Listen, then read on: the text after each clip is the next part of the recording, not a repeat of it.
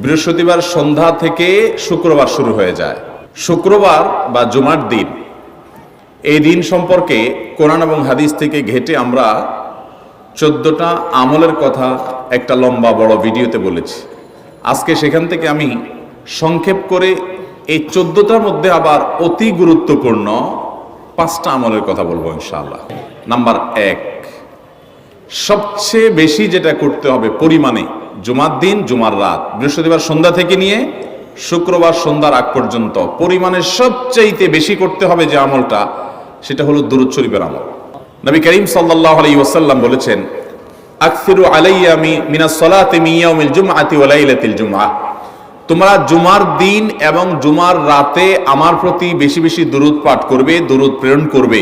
ফা ইন্না সালাতাকুম মা'রুদাতুন আলাই, কারণ তোমরা যে দুরূদ পাঠ করো এটা আমার কাছে পেশ করেন আল্লাহর ফেরেশতারা, এবং রীতিমতো নামধাম সহকারে আল্লাহর একদল ফেরেশতা নিয়োজিত আছে। তারা বলেন, আল্লাহ, হে আল্লাহ রাসূল, আপনার অমুক উম্মত, অমুক অনুসারী, আল্লাহর অমুক বান্দা পৃথিবীর অমুক প্রান্ত থেকে, অমুক দেশ থেকে, অমুকের সন্তান, সে আপনার প্রতি দুরূদ পেশ করেছে জুমার দিনে, জুমার রাতে বা অন্য সময়ে। এটা নবী করিম সাল্লাল্লাহু আলাইহি ওয়াসাল্লামের কাছে রিপোর্ট দেওয়া হয় আল্লাহর নিযুক্ত ফেরেশতাদের মাধ্যমে। এই জন্য শুক্রবার এবং শুক্রবার দিন এবং রাত, অর্থাৎ বৃহস্পতিবার সন্ধ্যা থেকে নিয়ে শুক্রবার সন্ধ্যা পর্যন্ত এই 24 ঘন্টার মধ্যে নবী করিম সাল্লাল্লাহু আলাইহি ওয়াসাল্লামের ভাষ্য খেয়াল করেন, আকসিরু আলাই। ওলামা একরাম জানেন নবী আলাইহিস সালাম সাধারণত কোনো আমল পরিমাণে বেশি করতে বলতেন না। পরিমাণে বেশি করতে বলার মতো আমল খুব কম ইসলামে। গোটা কোরআন যদি খোলেন আপনি, পরিমাণে অধিক করতে বলা হয়েছে এরকম আমল খুব বেশি পাবেন না। তোমরা বেশি বেশি করে নামাজ পড়ো, বেশি বেশি করে রোজা রাখো, এরকম কথা কোরআন হাদিসে নাই। অবশ্যই একজন ইমানদার 5 ওয়াক্ত ফরজ নামাজের পাশাপাশি অধিক পরিমাণে নফল নামাজও পড়বেন, সেটা ভিন্ন কথা। কিন্তু কোরআনে বেশি পরিমাণে আল্লাহর জিকির করার কথা বলা হয়েছে। আর নবী করিম সাল্লাল্লাহু আলাইহি ওয়াসাল্লাম বৃহস্পতিবার সন্ধ্যা শুরু হলে শুক্রবার সন্ধ্যার আগ পর্যন্ত বেশি পরিমাণে করতে বলেছেন যে কাজটা, সেটা হলো দুরূদ শরীফের আমল। দুরূদের এই আমলটা, এটা করার জন্য আল্লাহ তাআলা এমন সহজ করে দিয়েছেন যে ওযুর প্রয়োজন নাই।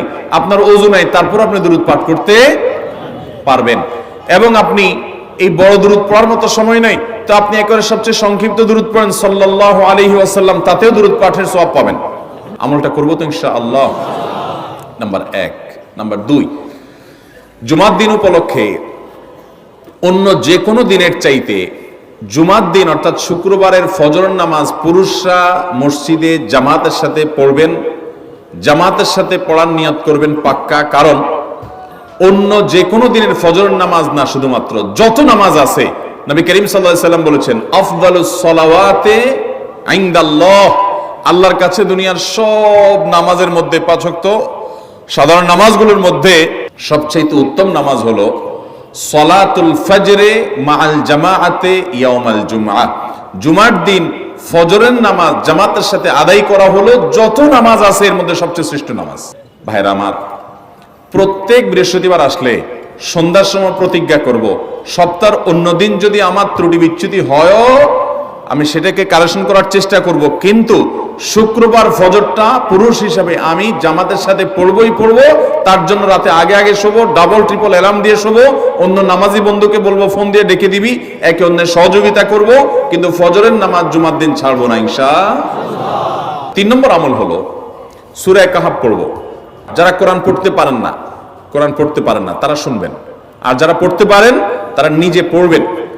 সূরা কাহাফ যদি জুমার দিন কেউ পড়ে, নবী করিম সাল্লাল্লাহু আলাইহি ওয়াসাল্লাম বলেছেন এই সূরাটা তার জন্য নূর হবে, নূর, আলো আল্লাহর তরফ থেকে। কিয়ামতের ময়দানে ভয়াবহ গুটগুটে অন্ধকার হবে। কিয়ামতের একটা ভয়াবহ শাস্তি হলো অন্ধকারের শাস্তি। ভাইরা আমার, অন্ধকারের শাস্তি মানে এমন ভয়াবহ অন্ধকার হবে যে দুনিয়ার অন্ধকারের সাথে কোনো তুলনাযোগ্য নয়। সেই ভয়াবহ অন্ধকারে কিছু আমল আছে যে আমলগুলো মানুষের ওই অন্ধকারের মধ্যে আলোর কাজ দিবে। এর মধ্যে একটা হলো এই সূরা কাহাফ।